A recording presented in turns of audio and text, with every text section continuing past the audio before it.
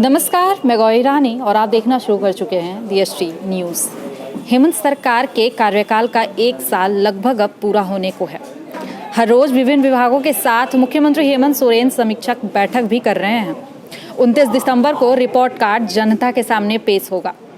इसी मुद्दे पर हमारे साथ बात करने के लिए इस वक्त मांडर विधायक बंधु तिर्की जी हैं। सीधे इनसे सवाल करते हैं। सर, मुख्यमंत्री जी ने जो कार्य किया है 1 साल, उसको आप कैसे देखते हैं?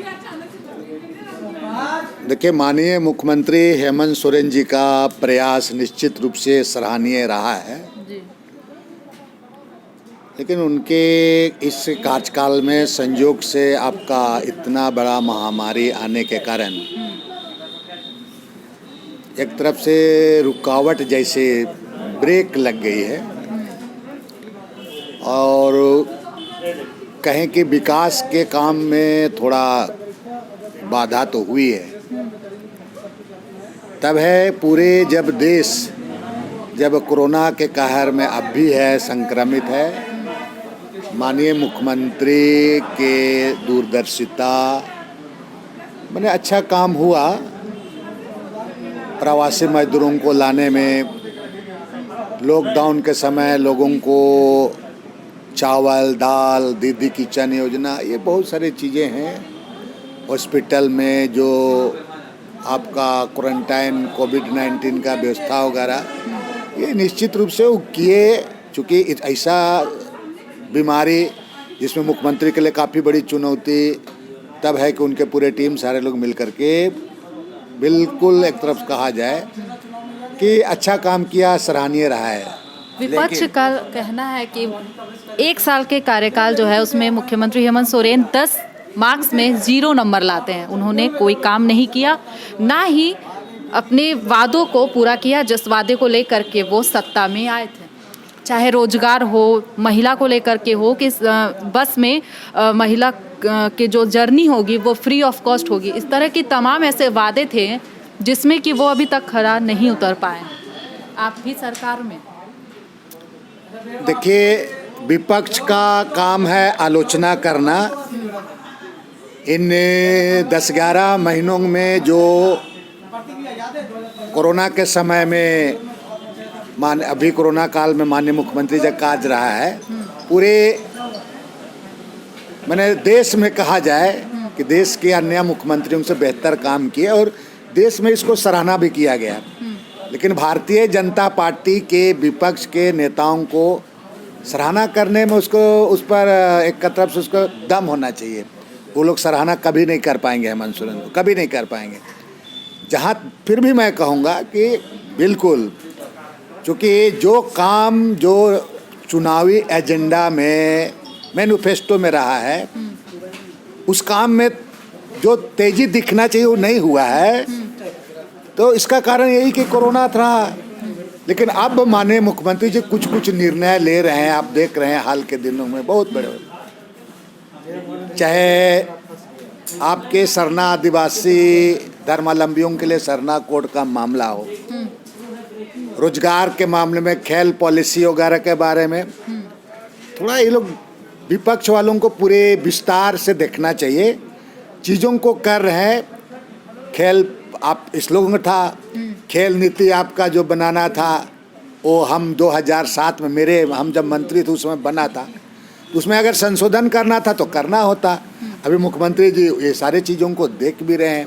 ठीक है। उसके बाद में आपका रोजगार से संबंधित काम कर रहे हैं, सभी जगह कर रहे हैं। थोड़ा सा समय इसमें लगा, लेकिन हाँ कि मुख्यमंत्री को या तो सरकार को इस पर तेज़ी लाना चाहिए। थोड़ा मैंने स्पीड तो बढ़ाना होगा।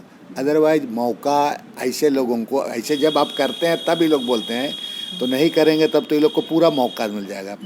इसलिए ये लोग को पेनाल्टी नहीं दिया जाना चाहिए, अवसर नहीं दिया जाना चाहिए। इसलिए राज्य सरकार को इस पर अब थोड़ा स्पीड मैंने 100 का स्पीड बढ़ना चाहिए इस पर।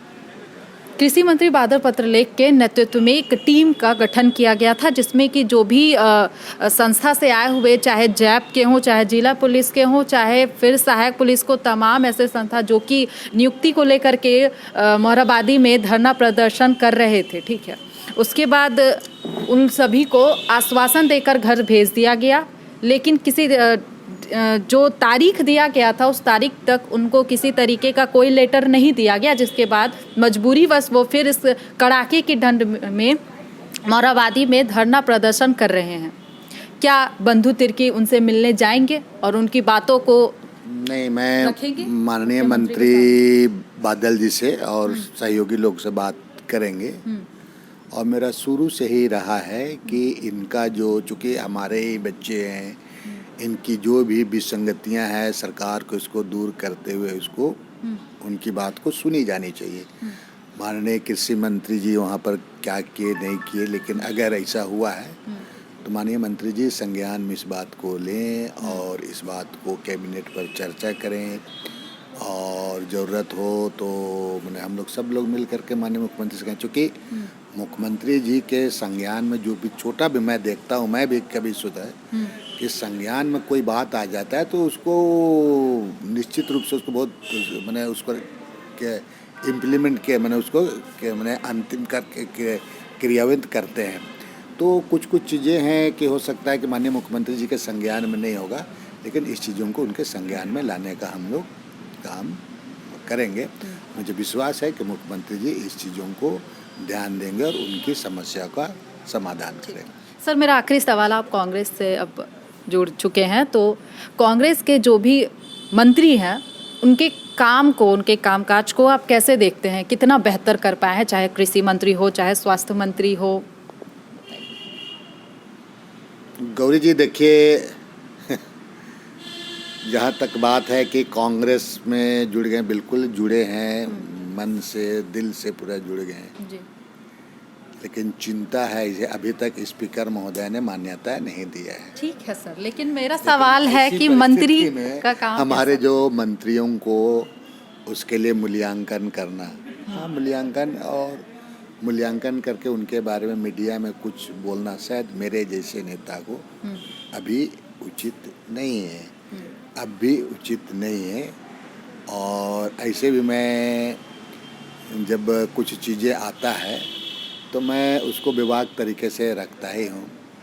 अब जहाँ तक हमारे माननीय मंत्री जी हैं, अब माननीय मंत्री जी के बारे, लोगों के बारे में हम अभी कुछ नहीं कहेंगे, और थोड़ा इंतज़ार कीजिए। तो यह हमारे साथ मांडर विधायक बंधु तिर्की बात कर रहे थे, जिन्होंने साफ कहा कि विपक्ष का काम है आलोचना करना। वहीं उन्होंने साफ तौर पे कहा कि सरकार को अब स्पीड बढ़ाने की ज़रूरत है। जो वादे करके मुख्यमंत्री हेमंत सोरेन गठबंधन सरकार सत्ता में आए हैं, अब उस वादों को पूरा करने का समय आ चुका है। देखना होगा कि सरकार कितनी जल्दी इस वादों को पूरा करती है। तो फिलहाल इस खबर में इतना ही। तमाम और खबरों के साथ बने रहने के लिए देखते रहें DST न्यूज़।